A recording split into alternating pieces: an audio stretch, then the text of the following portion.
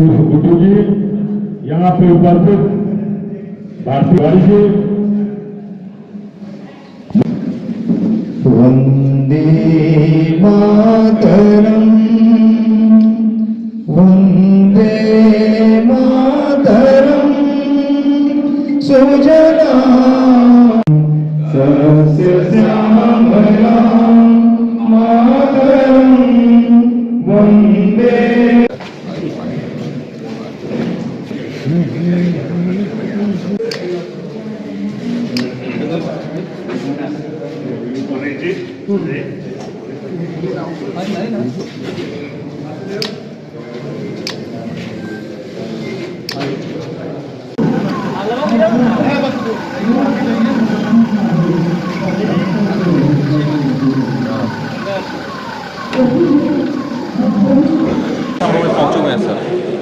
देखिए, सबसे पहले मैं पूज्य स्वामी विवेकानंद जी के चरणों में कोटि से श्रद्धा सुमन अर्पित करता हूं। स्वामी विवेकानंद जी एक दुनिया को एक ऐसा संदेश दिया, जब अपना देश गुलाम था तो देश के प्रति सम्मान और आदर को दुनिया ने ग्रहण करने का काम किया। जहां एक दुनिया का सम्मेलन आयोजित हो, बिना निमंत्रण का जाना, समय प्रयास से लेना, लेकिन अपनी बातों की क्षमता रखने की क्षमता इतनी कि फिर दुनिया भी टकटकी निगाह से देखने लगे।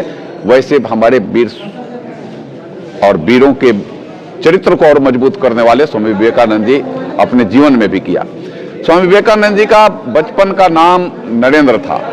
आज एक दूसरा नरेंद्र जो देश का नेतृत्व कर रहा है, आज भी वह दुनिया में भारत का नाम रोशन कर रहा है। गांव के गरीब गुरबे की भी चिंता, गांव के युवाओं की चिंता, गांव की महिलाओं की चिंता, गांव के हमारे बेरोजगारों की चिंता, गांव के किसानों की चिंता, गांव के व्यवसायियों की चिंता, और उसके साथ देश को कैसे हम आगे बढ़ाएं दुनिया के प्लेटफॉर्म पर, इसकी भी चिंता करने का काम आज का भी नरेंद्र, जो देश का प्रधानमंत्री है, नरेंद्र मोदी जी के रूप में आज वह भी करने का काम कर रहा है।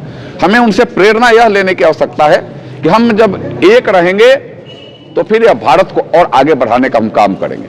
हम एकता के साथ इस भारत को और मजबूत बनाने का काम कर सकते हैं। आज मुझे विपक्ष के ऊपर मैं एक लाइन में कहना चाहता हूं कि कम से कम स्वामी विवेकानंद जी से प्रेरणा लेनी चाहिए। स्वामी विवेकानंद जी भारत के नाम को रोशन करने के लिए हर कठोर से कठोर परिस्थिति में सम्मेलन में जाते हैं, भाग लेते हैं, बात को रखते हैं। और आज आप भारत में भी और भारत के बाहर भी जाकर के भारत के विरोध की बात करते हैं। हमें वैसे विपक्ष को हमें लगता है कि नकारना और वैसे विपक्ष को फिर से सबक लेना स्वामी विवेकानंद जी से कि हम भारत के बारे में भारत के बाहर जाकर के सब नहीं करेंगे। हमारी अगर कोई बात भी होगी तो भारत के अंदर करेंगे, उसका समाधान भारत करेगा, उसका समाधान दुनिया के प्लेटफॉर्म पर नहीं होगा। इसलिए दुनिया के प्लेटफॉर्म पर भारत के बारे में कुछ गलत कहना, हमें लगता है कि उससे स्वामी विवेकानंद जी के विचारों को एक बहुत बड़ा आघात पहुंचेगा। इसलिए वैसे लोगों को समझने की आवश्यकता है। धन्यवाद।